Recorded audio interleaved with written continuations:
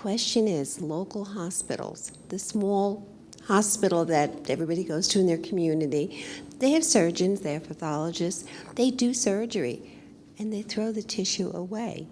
Now, I mean, to me, this is the biggest waste that we have. I mean, this is valuable tissue that could be used, and when you ask them, they throw up all the privacy issues and why isn't there a concentrated effort in changing policy?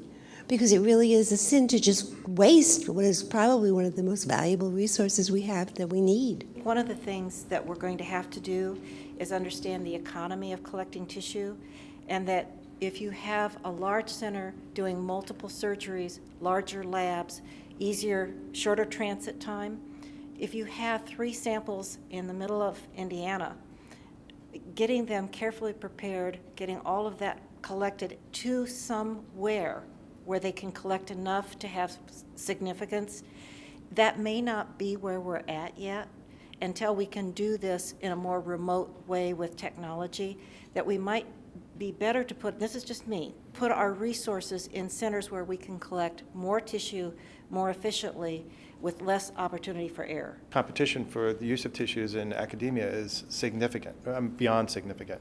And so in our current consortium, we've made a big push to bring in community centers. We're now up to 20 centers in the US and Europe, and about 12, more now we just hit a milestone, more than half the member institutions are community hospitals. And to your point about tissues being thrown out, yes, it's criminal. And it's not because they're criminals, it's just because there's no easy way or a process or a path forward for them to collect these. So again, I said earlier, if you make it easier for them, they will do so. I was working with a hospital in Philadelphia that actually did reach out to community centers and offer to pay for all of the costs, and they were still refused because of those same legal and ethical reasons that they give all the time. And it seems to me, with this being such a big issue, that should be something people are looking at, because I mean, here we had a hospital willing to provide the procedure, provide the mailing, provide everything for them, and they still were not willing to cooperate. What we've done in the community, because there are a lot of infrastructures that's not there in the hospital, is when you're having something taken out, say, can I have this banked? And if they say no, say, well, I would really like to. Maybe you can, put a word in. And if patients keep saying, I want my tissue bank, I want my tissue bank, I want it banked, then when they look at their infrastructure and their financial status, and that may be something that they might think about next time, because it has happened in our community. I think that I draw an analogy of this discussion to the old way of looking at breast cancer or myeloma as one disease.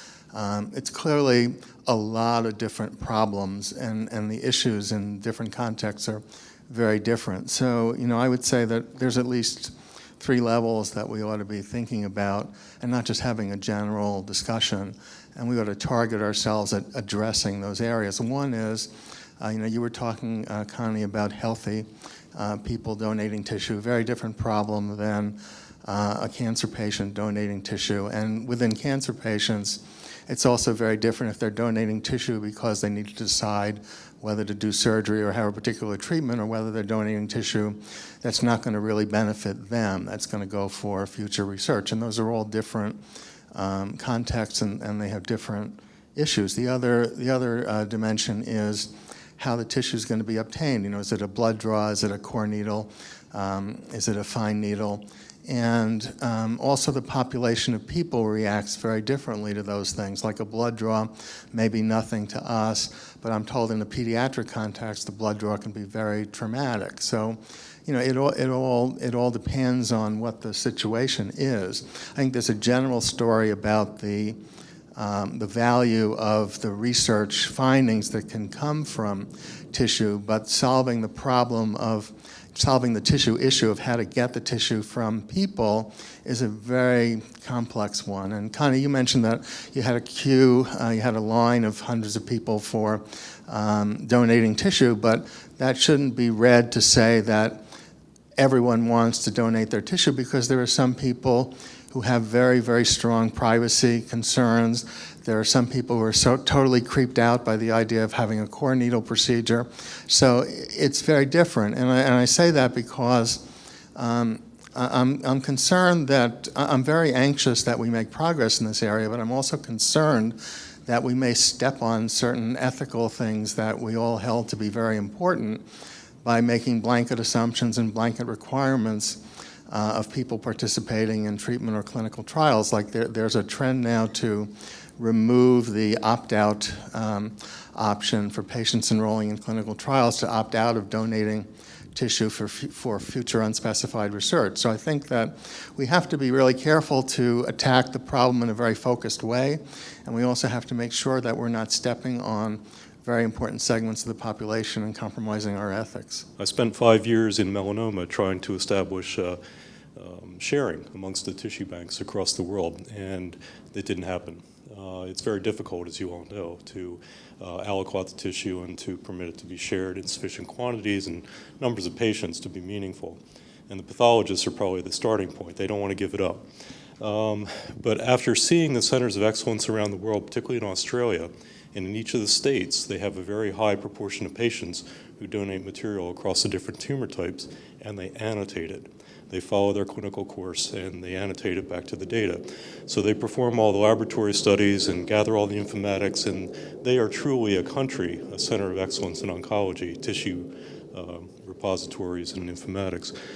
In the United States, though, it's siloed, and you don't see the sharing occurring. And let's take advantage of that. Maybe there's an action step here. Let's play it back on them.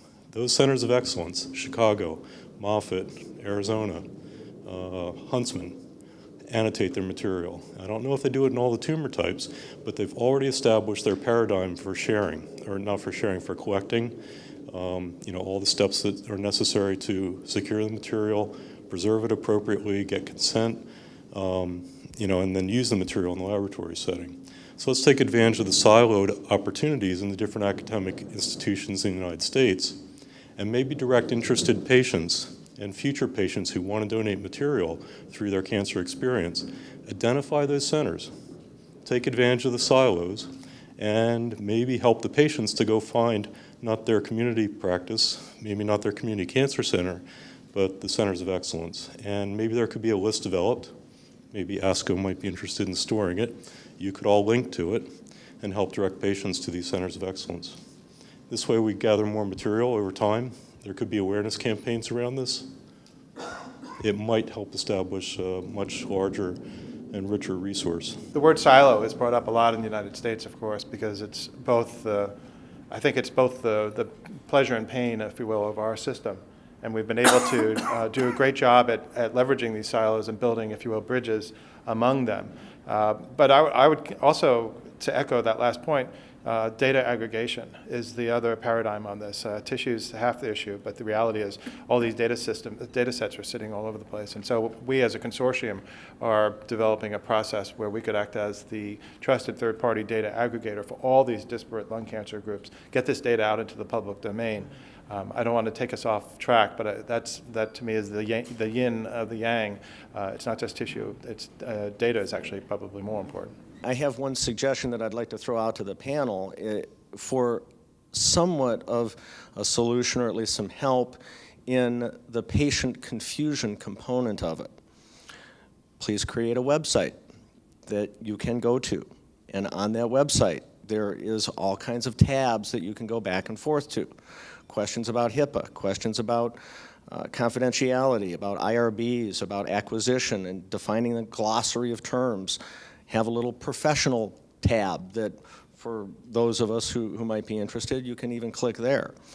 It's accessible to everyone. You can download printed materials from it, take it to your doctors, have forms for it. And so for anyone who has any question about the details of the whole process, you have it all in one place. It's convenient, and so that might be a start in this informatics age. So I offer that as a possible suggestion. We are doing that, not in all, maybe the levels that you're talking about. Well, I think we might be, but might be a model if anybody wants to start there, that we've already done that, because especially with normal tissue, women want to know what are we talking about, and so we've tried to accommodate you. And you're right. The difference is with the normal donors, they sign up sometimes months in advance because they want to do it so badly. When you're a cancer patient and you're sitting there and, they may be talking about surgery in 2 or 3 days, I always say it's like landing on Mars but not speaking Martian.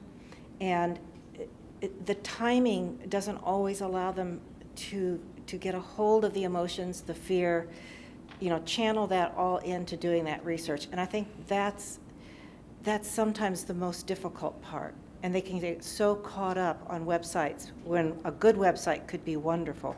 But it's a funny time in your head. It was a funny time for most of us in our heads. I'd like to do a shout out to the Genetic Alliance, who has really been a leader in this.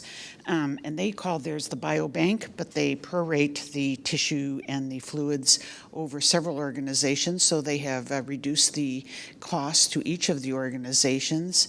And before they did that, they also had to support the GINA Act, and they were leaders in the really motivating people to look at what the issues were to overcome information that patients didn't want out there about their family. And the other thought I had was that we have basal cell carcinoma. But when we started to do our research, we realized that the hedgehog pathway and the sonic pathway and patched were all involved with lung cancer and pancreatic. So it's not just about fight of the body part or fight of the specific area that they discover this. Maybe we need to look much more broader and collaboratively to look at the what is the cause of the real and stop treating the after effect, would be proactive and preventative, and all of these things could lead to that. But again, I want to thank the Genetic Alliance for, they do have a website and they do address all these issues, and they've been very collaborative. Thank you. For the smaller diseases that are often ignored, multiple myeloma for a long time had been, these pathways are common, and the biopharmaceutical industry will respond and develop these drugs. And just like the paradigm of making it easier to collect tissues for a process, you also have to make it easy for industry to develop their drugs for your particular therapeutic area. And so this is a major opportunity where you have these, EGFR and hedgehog and we can go on and keep throwing out acronyms. The reality is cancer has a lot of commonalities, even though there are microenvironment differences in how they respond. I think as a cancer, all cancer groups, we're looking at this as a global perspective. This is an opportunity that has been well leveraged, and convincing, changing the single drug combination pathway towards a single indication is another major regulatory challenge that maybe you can talk about in the policy section of how to turn that around. So it's not one drug, one target.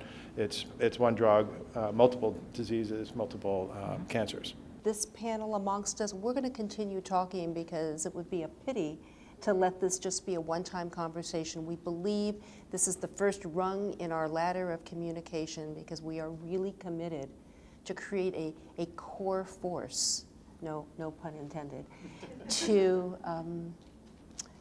give us common ground that we can be all part of this urgent paradigm shift. Thank you so much. I hope you can stay for the policy panel. Thank you, each of you, for taking time out to do this. Thank you.